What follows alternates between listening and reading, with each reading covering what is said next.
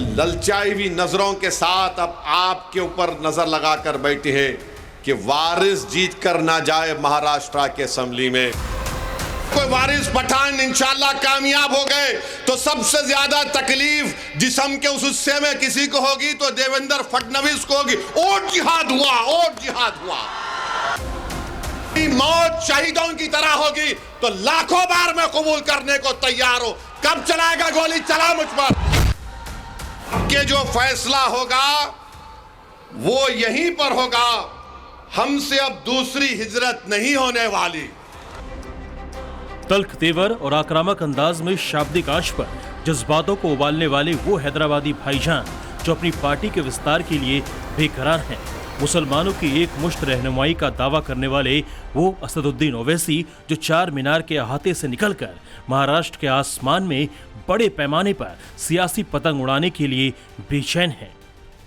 वो ओवैसी ब्रदर्स जो मुस्लिम vote bank की गोलबंदी के आसरे राजनीति की नई कहानी लिखने के लिए शहर शहर घूम रहे हैं। वो बार बार अपनी इस थ्योरी को नए अंदाज में दोहरा रहे हैं जिसे धमकी की धुरी पर गढ़ी गई थी कभी। कितना? हाँ, 15 मिनट है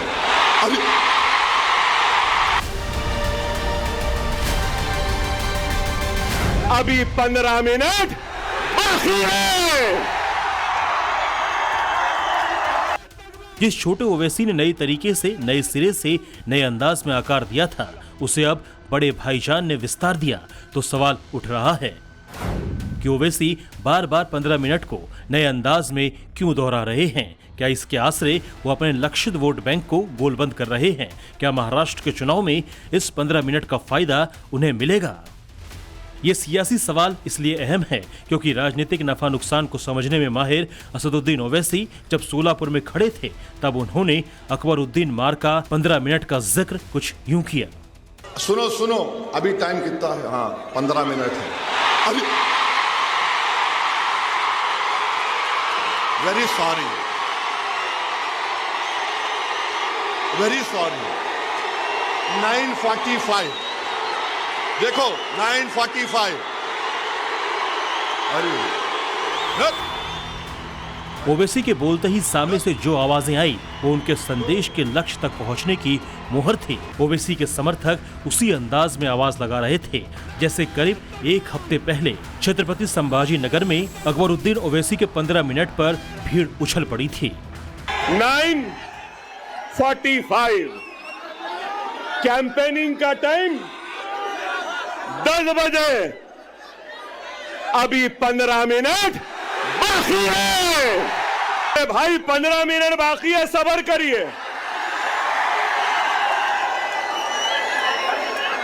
ना वो मेरा पीछा छोड़ती है ना मैं उसका पीछा छोड़ सकता। चल रही है मगर क्या गूंज है। घड़ी की सुई देखकर जिस तरह वक्त के इर्द गिर्द छोटे ओवैसी ने 15 मिनट का जिक्र किया उसी अंदाज में उनके भाईजान ने भी उसे दोहराया। अब जरा समझिए कि इस 15 मिनट की जड़ में छोटे ओवैसी का 12 बरस पुराना बयान है जिस पर जबरदस्त विवाद हुआ था। अरे हिंदुस्तान, हिंदुस्तान, हम 25 कौड़ है ना, तुम 100 कौड़ है ना, ठीक है। तुम तो हमारे से इतने ज्यादा है। 15 मिनट के लिए पुलिस को हटा लो, बता देंगे किसमें हिम्मत है, कौन ताकतवर है। अब छोटे ओवैसी को इस बयान पर बेहिसाब विवाद हुआ था। हालांकि तब भी बड़े भाईजान अपने छोटे के लिए कवच बनकर खड़े थे। अकबरुद्दीन के उस 15 मिनट की धमकी का अपने हिसाब से बचाव करने की कोशिश की थी। अब तो वही 15 मिनट का जिक्र कर गुस्ताखी की एक्टिंग कर रहे हैं। तो संकेत बहुत साफ है, वो भी तब जबकि उनके भड़काऊ भाषण देने के मामले में ही नोटिस मिला है। मेरे को लव लेटर दिए, हमारे ससुरे की तरफ से आई नोटिस। दामाद से बहुत मोहब्बत करते ना इन, और हम इनके भाईजान हैं। ससुरे भी उन्होंने है, हम उनके भाईजान भी हैं। I love you.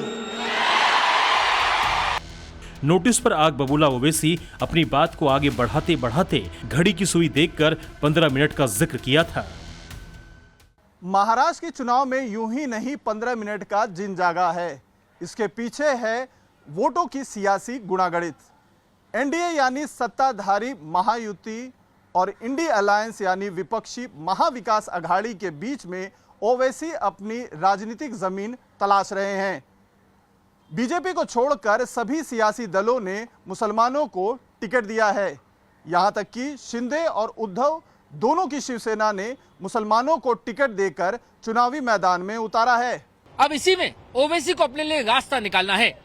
ओवैसी को न सिर्फ अपने कैंडिडेट को जिताना है बल्कि एक नई लकीर भी खींचनी है। और ये चुनौती इसलिए भी बड़ी है क्योंकि 2019 में जिस महाराष्ट्र से ओवैसी की पार्टी को सांसद मिला था उस सांसद को 2024 में हार मिल गई और अब ओवैसी अपने ही अंदाज में वोटरों को लुभाने की कोशिश कर रहे हैं। सोलापुर से पहले ओवैसी भिवंडी में थे। वहां वो वारिस पठान के लिए वोट मांगने पहुंचे थे। भिवंडी में खड़े होकर उन्होंने फडणवीस पर जोरदार प्रहार किया।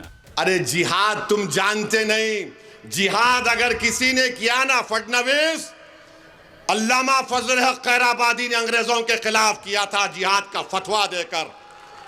जिहाद अगर किसी ने किया था इस देश को आजाद कराने के लिए तो मुरादाबाद के अल्लामा काफी ने दिया था। बुर्रे जिहाद, वोट जिहाद, धर्म युद्ध। लगता है फडणवीस तुम जरा थोड़ा दिमाग। असल में देवेंद्र फडणवीस जबरदस्त आक्रामक हैं ओवैसी पर। उन्होंने चंद रोज पहले ही औरंगजेब का नाम लेकर ओवैसी पर जोरदार हमला किया था। आजकल तो ये ओवैसी भी यहाँ आने लगा है। यहाँ पर आकर हमको धमकियां दी जा रही है। यहाँ पर आकर औरंगजेब का महिमा मंडन हो रहा है। भारत का जो सच्चा मुसलमान है वो भी औरंगजेब को अपना हीरो नहीं मानता। अरे औरंगजेब तो आक्रमणकारी था, उसने हम पर आक्रमण किया था। इसलिए सुन ले ओवैसी, कुत्ता भी ना पेशाब करेगा औरंगजेब की पहचान पर। अब तो तिरंगा लहराएंगे पूरे पाकिस्तान पर। इसके बाद से लगातार दोनों के बीच प्रहार और पलटवार चल रहा है। सियासी शत्रुओं पर हमला करते करते जब ओवैसी ने लकीर लांघ थी तो उन्हें नोटिस थमा दिया गया। उसी नोटिस का जिक्र करते करते ओवैसी ने 15 मिनट वाली बात कही। हालांकि कांग्रेस और बीजेपी दोनों इस पर ओवैसी को घेर रही है। श्रीमान असदुद्दीन ओवैसी, आप 15 मिनट की बार बार क्या बात करते हुए आपका भाई भी करके गया। देखिए 15 मिनट तो जाने दीजिए, आपकी अगली 15 पीढ़ियां भी उतर जाएंगी तो भी महाराष्ट्र को हिंदू स्वराज संस्थापक छत्रपति शिवराय की बजाय औरंगिया की जो है जागीर नहीं बनने दी जाएगी। ये भी कह रहे हैं कि मोदी ओवैसी भाई भाई मेले के बिछड़े हुए भाई हैं और ये लोग वोटों की कमाई लूट करके खाते हैं। एक हिंदू बात करने लगेगा, मुसलमान बात करने लगेगा और जब जब नरेंद्र मोदी जी को बहुत परेशानी आती है तब तक ओवैसी जी प्रकट हो जाते हैं। अब जरा समझिए कि ओवैसी की 15 मिनट की पॉलिटिक्स की जड़ में क्या है। महाराष्ट्र में करीब 12% मुस्लिम आबादी है। मालेगांव विधानसभा सीट पर 60% के करीब मुस्लिम मतदाता हैं।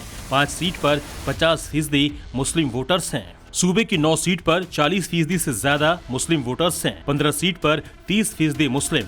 ओवैसी ने 16 उम्मीदवारों को उतारा है जिसमें से 12 मुस्लिम हैं। असदुद्दीन ओवैसी ने मुस्लिम बहुल सीट औरंगाबाद पूर्व, औरंगाबाद मध्य, भिवंडी पश्चिम, वर्सोवा, बायकुला, मुंब्रा, मानखुर्द, शिवाजी नगर, मालेगांव, धुले, सोलापुर, नांदेड़ दक्षिण और करंजा से चुनाव लड़ रहे हैं। इनके लिए ओवैसी ब्रदर्स महाराष्ट्र में कैंप कर रहे हैं क्योंकि उन्होंने इस बार महाराष्ट्र में स्ट्राइक रेट बढ़ानी है। 2019 के विधानसभा चुनाव में 44 कैंडिडेट उतारे थे ओवैसी की पार्टी ने, लेकिन जीत मिली सिर्फ 2 सीटों पर। इस बार ओवैसी ने सिलेक्टेड 16 सीटों पर उम्मीदवार उतारा है। उसमें भी 4 सीटों पर दलितों को टिकट दिया है।